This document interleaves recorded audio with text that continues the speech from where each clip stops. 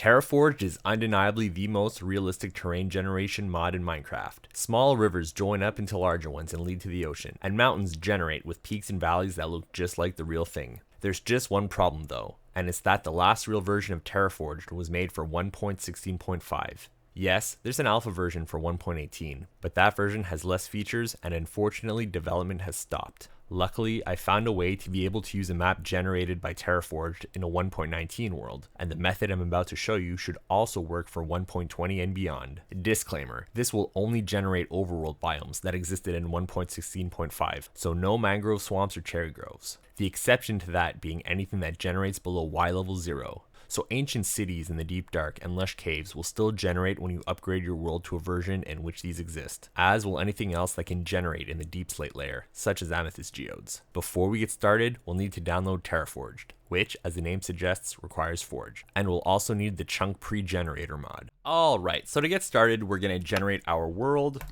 I'm in 1.16.5 right now, so we'll give this a name like Terraforged. There we go. We're going to go into more world options, and we're going to change the world type to Terraforged, and we're going to hit customized. So now there's some presets. I'm going to go ahead and grab one of them that I previously made. This one makes wider rivers, and it also makes the mountains bigger, as well as having a few other tweaks. So I'm going to load that preset, and now we have our world here. Okay, this looks pretty good. This is a preview of the world. We can change the size if we want. I like to have it fit nicely within this 12,800 squared box. That way, when we generate, we'll know that it'll fit within the parameters that we're going to use. So I like to use a radius of 400 chunks, which is a radius of 6,400, times 2 gives you something that's 12,800 blocks long, and that's plenty. So we can play with things like the climate, right? So we can change the temperature offset. I like to have either a bit of cold at the top and bottom, so that's like the world, right? So you have like the Arctic and the Antarctic. Or maybe I want to have something where I just have a bit of cold up top and then down it's warm. So either you can have something that's like the whole world or something that represents one hemisphere. It's up to you. So I'll put it more, you know what, for this one we're going to have a bit of cold up here and then we have desert down here. Then we're going to have a lot of temperate forest and grassland. I can also change the moisture. So if I reduce the moisture, we're going to get more deserts, more steppes. We're going to have more grasslands and obviously less forests and less jungles, though there's still plenty down here. But this is just to show you how it goes. Actually, what I did right there was I increased the moisture. Did I? Anyway, if I reduce the moisture, well, then everything's going to become desertified. We're going to have just plains, grasslands, and no jungles. I like to have jungles. I like to have a bit of everything, so we're just going to use the default settings here. And then you have some other options which I have not played with, so I don't know exactly what they do. So now we have the terrain settings. You know, we can say, oh, I want to have more steppe, more plains, and keep in mind that this is terrain, this is not biomes. So personally, I love the mountains. So I put both mountains and volcanoes to 10, and I put the vertical scale to about 1.6. This I find is pretty good. The mountains don't go too high. They don't get cut off by the world height limit. I like to have nice peaks and I don't want them to be cut off, so this gives me tall mountains while they keep their peak. So now moving on, we have the river settings. So something that's really cool about this mod is that the rivers are realistic. They head to the ocean, they follow terrain. So you can change how wide you want them to be. I've made them a lot wider. I want my main rivers to be large enough to have boats and big bridges across. And actually, you know what? Let's crank this up a bit. Let's have our main rivers be as wide as possible, because why not? We also have our branch rivers. Make these a bit bigger. It's also the bank height. So if you have lower numbers, the actual river is going to be offset by that much from the terrain. So if you have a high number here, it's going to be like a big cliff that goes down to your river. I prefer to have rivers that are about the same height as the terrain, a bit lower, but nothing drastic. So that's my personal preference. And we also have lake settings here. So we can actually change the size of lakes. So if we look at the map here, you see there's a bunch of lakes. If I increase the minimum, you're going to see the lakes are going to get bigger because they can't be any smaller than the minimum. And the same thing, I can increase the max, and you see they get bigger. So I'll put this back to something in the middle, right? So we can have some large lakes, but not all the lakes are going to be huge, but we'll have enough. So here we have the wetland setting. This is basically swamps, which will generate around rivers. Okay, next step, we have erosion and smoothing. I haven't played with these settings. I just leave them at the default, but feel free to play around with them yourself and figure out what they do. All right, so now we have the structure generation setting. So this controls how far apart your structures generate. So let's say we're gonna scroll down to the villages, right? Villages, underground villages. I have a mod called Stone Home that makes underground villages, so that's what this refers to. So that's pretty cool. It can take into account mods that you put in. So this is just a mod. There's also data packs.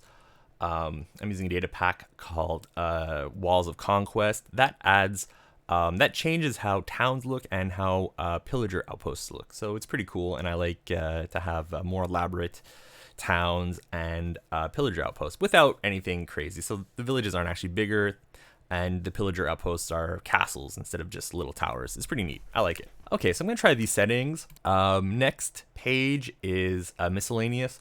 So what I've done is I put the strata decorator to false. The strata decorator basically puts granite, andesite, diorite all over the place, and really I find that it doesn't always look good.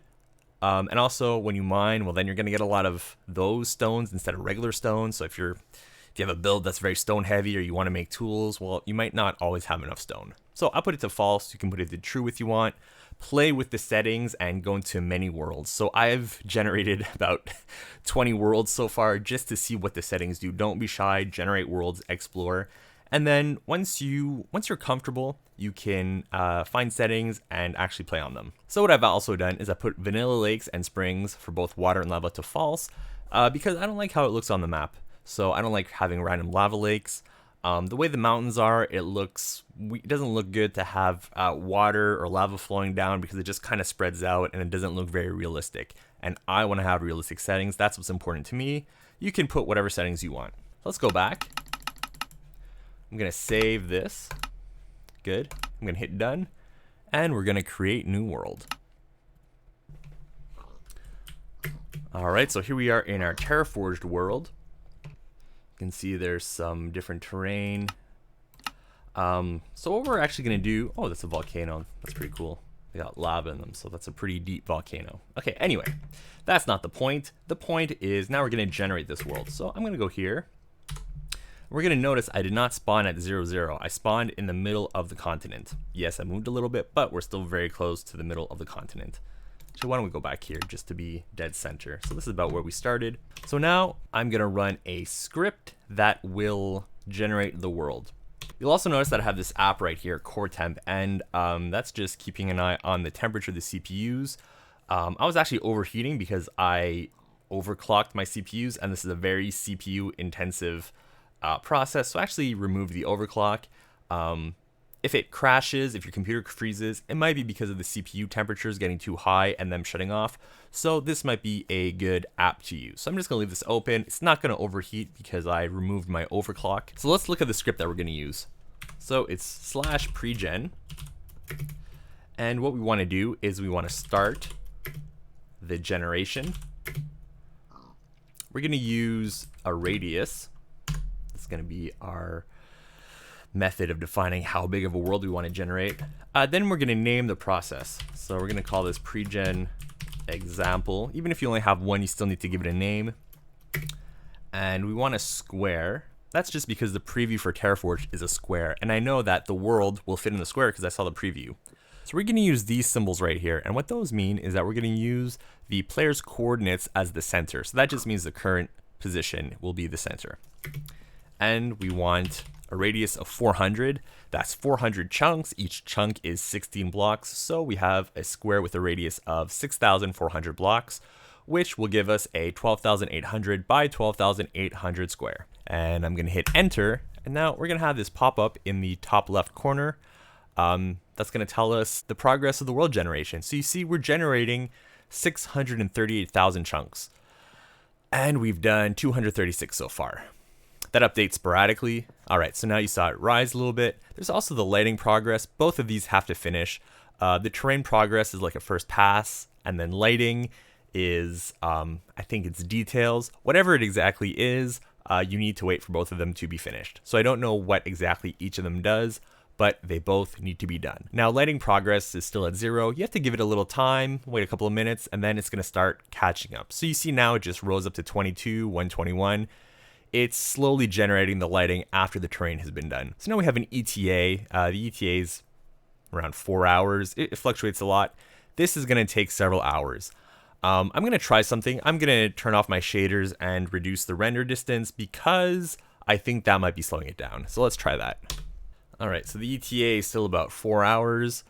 Maybe that's not doing anything finally, but probably you want to give your computer the most chances that it has. So just, take some stress off of it.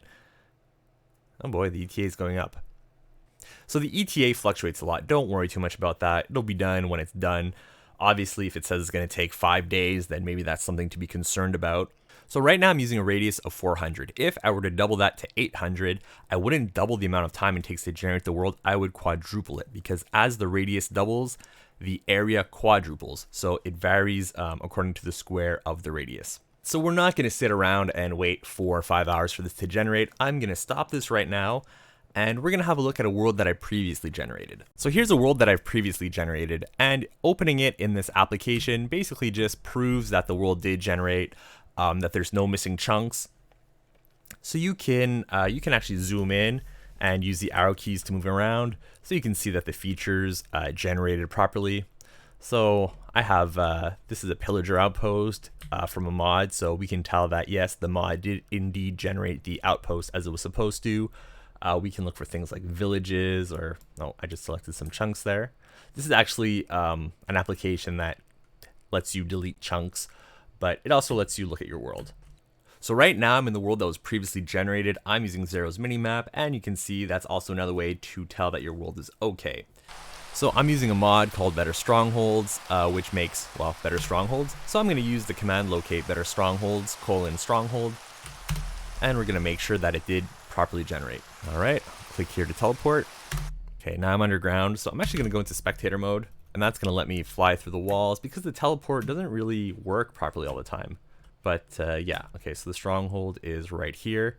This is a modified stronghold, so it's going to look different, but the structure is here. This is what it looks like. It's got some cool Ender Dragon face banners there, and some, just generally, it's a lot cooler. All right, so now we can go teleport to a village to make sure that it did properly generate. Again, the teleportation is a little weird. The Y level isn't always the correct one. All right, so now we have confirmation that the villages do in fact generate according to the mod. So now we're going to go ahead and see if the pillager outposts generated properly. These are generating according to a mod called Walls of Conquest. All right, so here's our pillager stronghold according to the mod Walls of Conquest. So now we have confirmation that our modded structures did in fact generate properly. So for me, I'm satisfied that this world did generate properly, so I'd be okay with playing on it, because once you move it to a version like 1.19, there's no going back. You can't say, oh, okay, I want to generate this part of the world. I suppose you could bring back your world, but that would be very messy, and I don't suggest doing it unless you really know what you're doing. Okay, so now let's move on to actually transferring the world you generated to a newer version. So now I've loaded up the game in the version that I want. I'm in 1.19.2 and I'm using Fabric. I'm going to go into single player and create a new world. So I'm calling this Terraforged 1.19. We're still going to use normal world generation. So I'm going to create new world, and this is only to create the world. We will copy the region files from our 1.16 world into this 1.19 world. And this should work for 1.20 and beyond, assuming they don't change suddenly how the region files work. All right, I'm going to leave the world. So right now I'm in the saves folder of the world that I previously created. I'm going to go ahead into the region folder. I'm going to select everything with Control A, Control C to copy. Now I'm in the region folder for my 1.19 world. I'm going to go ahead and delete all these region files. And I'm going to paste and replace them with the files from my 1.16 world. So this is about, I think it's 4 or 5 gigabytes. It's quite large, so make sure you have enough room on your disk, especially if you're doing this many times. It does add up pretty quickly. All right, so now I've copied the region files over from my 1.16 world. I'm gonna go back into Minecraft and load up my 1.19 world. All right, so what happened here was that I actually spawned underground because of the changes of the world generation. So my player file was still at a certain level that was on the terrain, but with the Terraforged terrain, it kind of went on top. It just so happened that I spawned like this. I tried to open Talan and allow cheats and change to game mode spectator, but that got messed up. But it's not a big deal. I just suffocated and I respawned above ground like I should. So it's not a big deal. You might have to escape from underground or just accept the fact that you're going to suffocate and you'll just respawn. So no big deal. To make sure that everything underneath Y level 0 properly generated, I typed locate structure Minecraft ancient city. So that's going to give me the coordinates and I'm going to go teleport there. Alright, so teleported me to the surface, but we're going to go down and we should find an ancient city. Well, we have an amethyst geode over there. That's good. Great. So this is an ancient city, so we have confirmation that the area below Y level 0 did in fact generate. So if we go down underneath, we're going to see we're going to have the bedrock here. Rather here. Yeah, there we go. So I'm also going to locate some lush caves just to show you that those also generate. So we're going to go here. We're going to teleport. And there we go. There's a lush cave down there. Yeah, so this generates only below Y level 0 because the parts below Y level 0 only generated in 1.19.